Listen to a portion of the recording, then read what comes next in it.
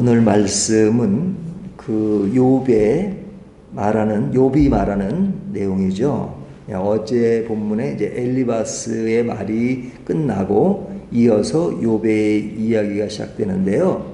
이 엘리바스의 이야기와 욥의 이야기는 마치 그 철도의 평행선처럼 서로 이렇게 합쳐질 수 없는 그런 길을 갑니다. 서로의 입장이 확연히 다른 것을 볼 수 있죠.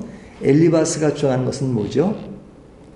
욥의 재앙이 죄로부터 왔다 하는 것이고요. 욥은 이것이 나의 죄로부터 온 것이 아니다 하는 그 내용을 서로 이야기하고 반발하고 하는 것이 지금 계속 진행되고 있는 겁니다. 지금 산막에 들어오기까지 그 평행선은 계속되고 있는 일이죠. 자, 이것이 이제 욥과 엘리바스에게서 벌어지는 일이지만 이것이 이제 우리들에게 일어난다면 어떻게 해야 될까요?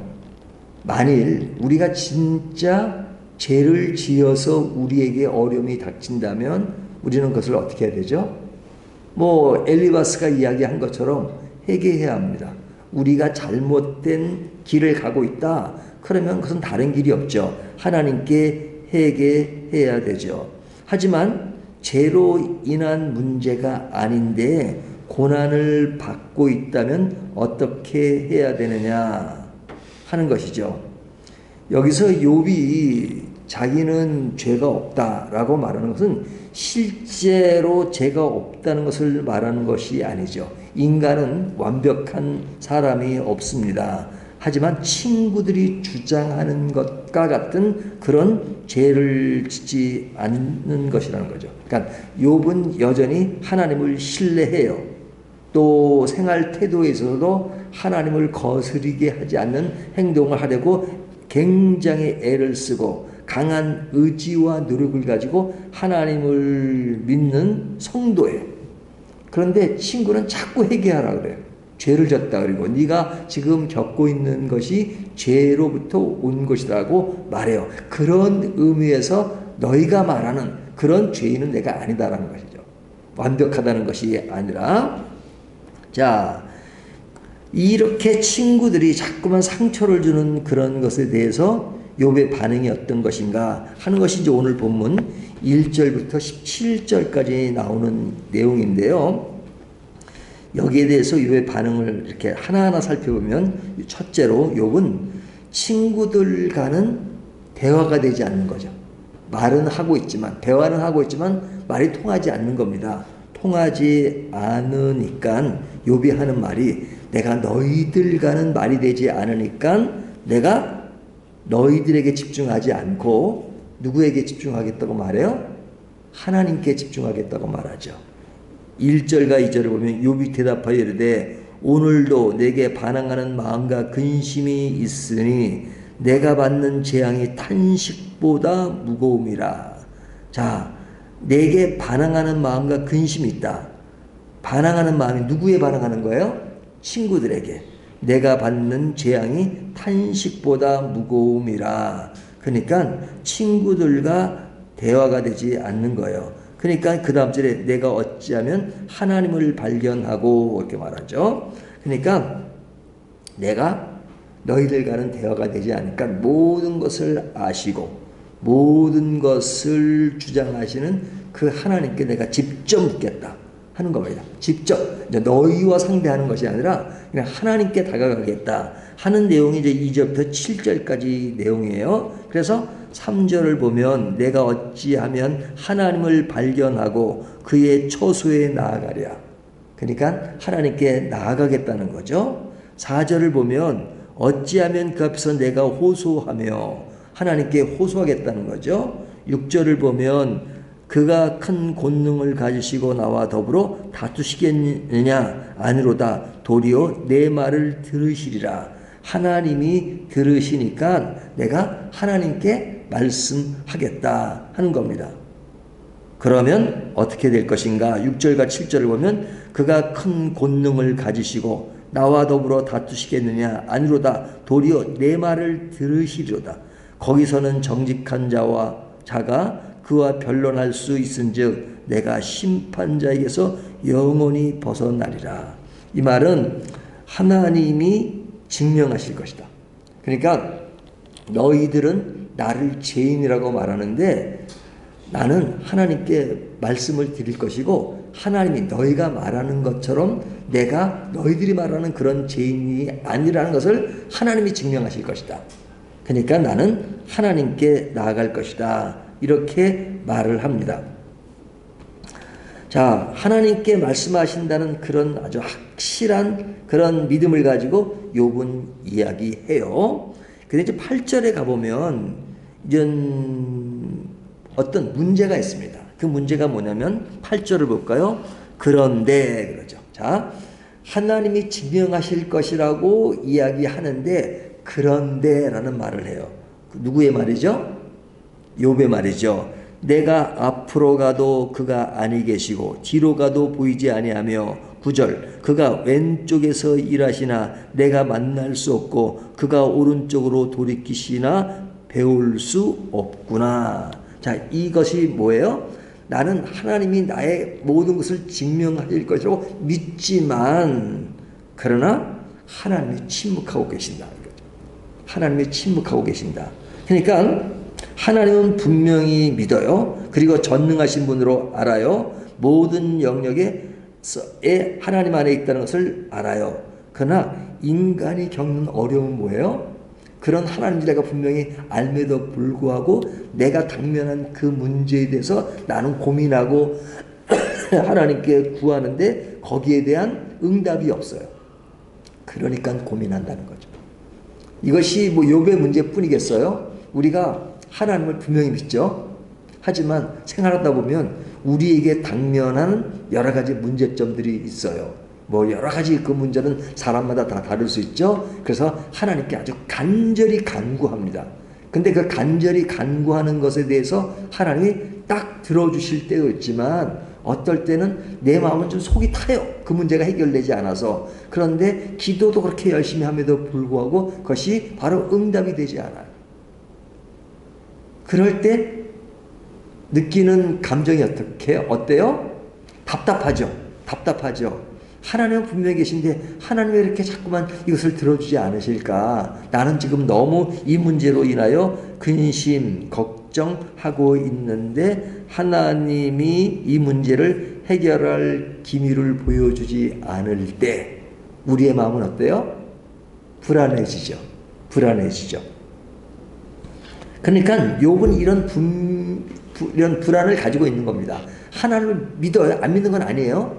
하지만 내 문제가 지금 생활 가운데서 해결되지 않으니까 불안해하는 겁니다. 자, 이 불안해하는 그 모습을 욥은 그대로 8절과 9절에서 피력을 해요.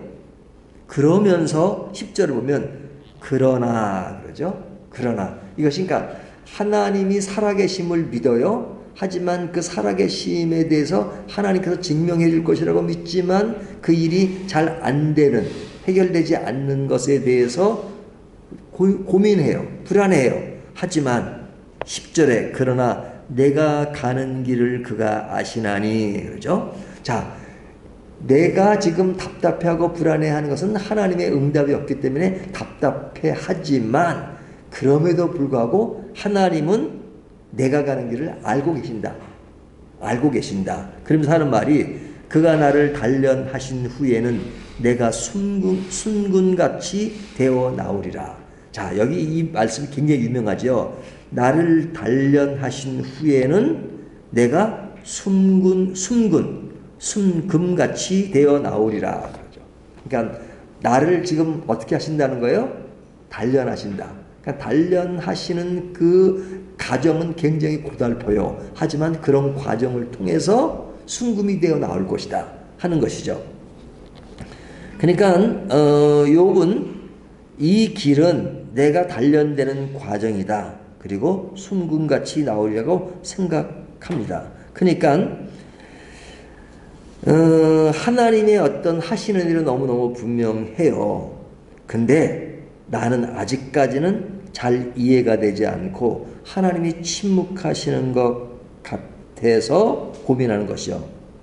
그렇지만 나는 하나님이 끝까지 나를 돌보실 것이다 하는 것을 믿는 그 길로 가겠다 이렇게 말하는 겁니다. 11절과 12절이 그 내용이에요. 내 발이 그의 걸음을 바로 따랐으며 내가 그의 길을 지켜 치우치지 아니하였고 내가 그의 입술의 명령을 어기지 아니하고 정한 음식보다 그의 입의 말씀을 귀히 여기도다 하는 것은 뭐냐면 내가 지금 내 마음대로 내 것이 안 돼서 불안해하지만 그럼에도 불구하고 하나님은 아시고 하나님을 내가 끝까지 신뢰하고 믿겠다는 거죠.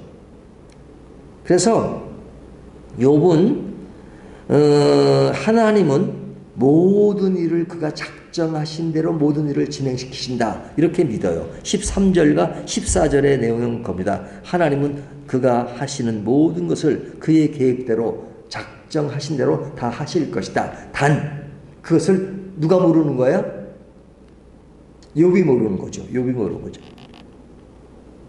그러니까 욥은 그것 때문에 두려워해요. 그것 때문에 두려워요. 그러니까 하나님은 하나님의 길을 가시고 하나님의 주권을 가지고 하신다.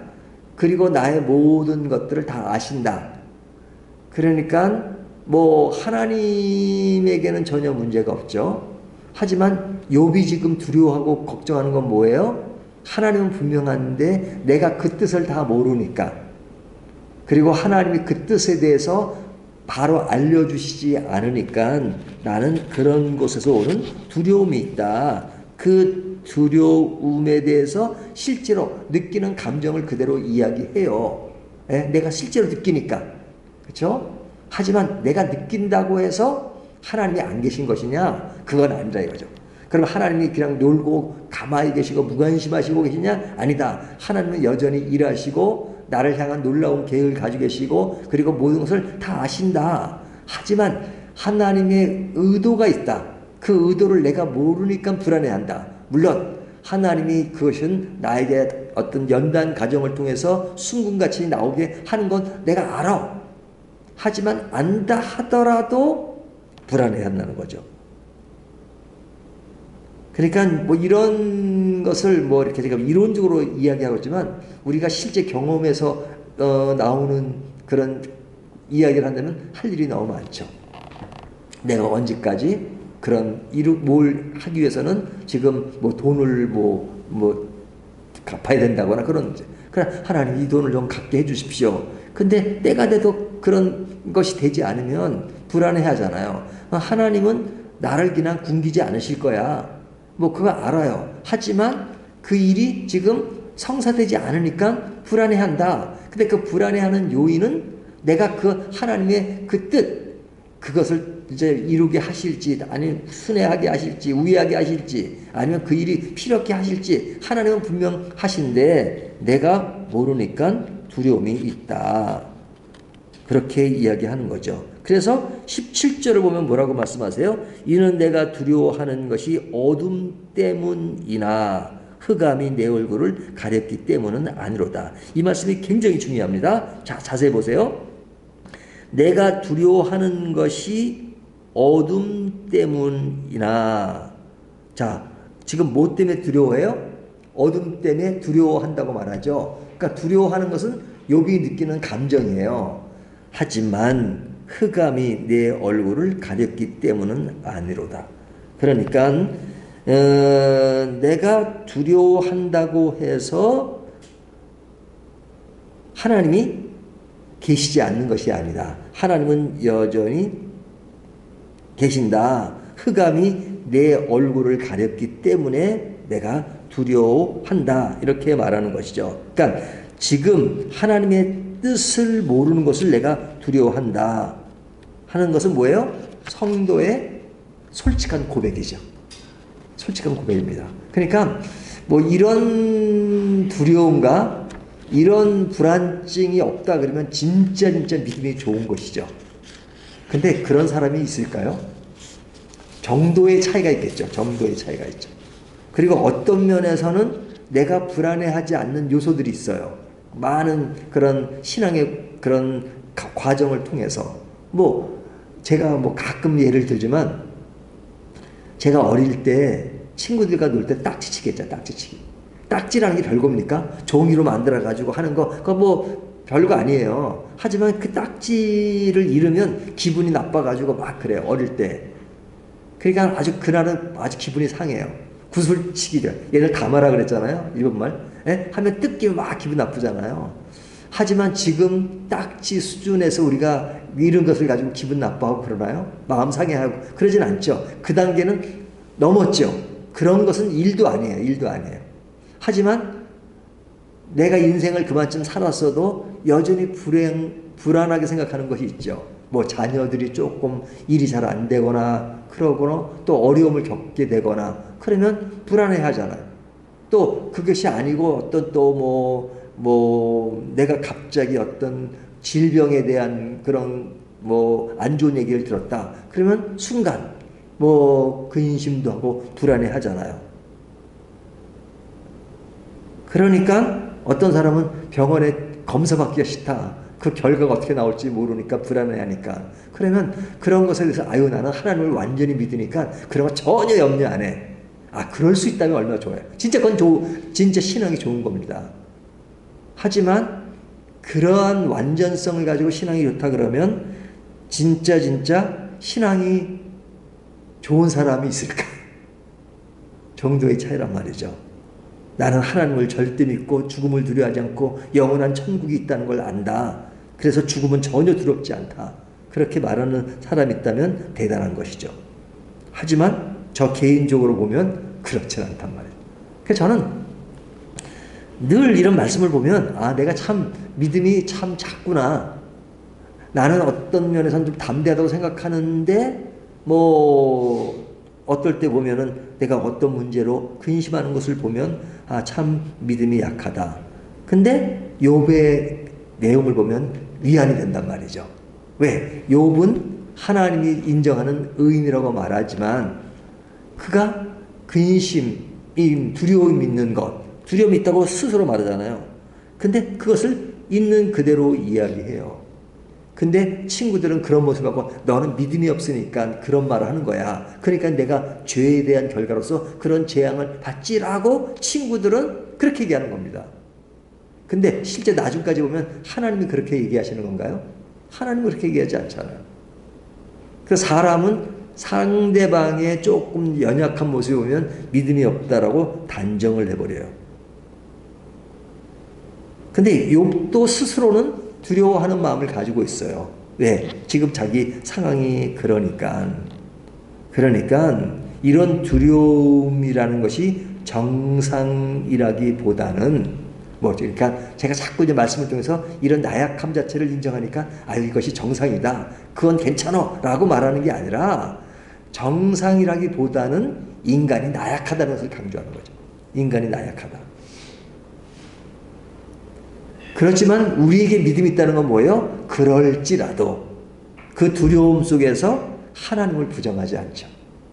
하나님을 인정해요. 그것이 뭐예요? 그 두려움이 있어요. 그러나 하나님을 부정하지 않고 하나님을 인정해요. 하나님이 분명하신 걸 알고 있어요. 그것을 신앙이라고 말한다. 신앙. 그러니까 많은 사람들이 인간의 나약함들을 가지고 있으면서도 자기 자신에 대해서는 관대한 경우가 많잖아요. 남에 대해서는 철저하게 냉정하게 비평을 하고. 하지만 우리의 신앙의 솔직한 측면은 뭐냐?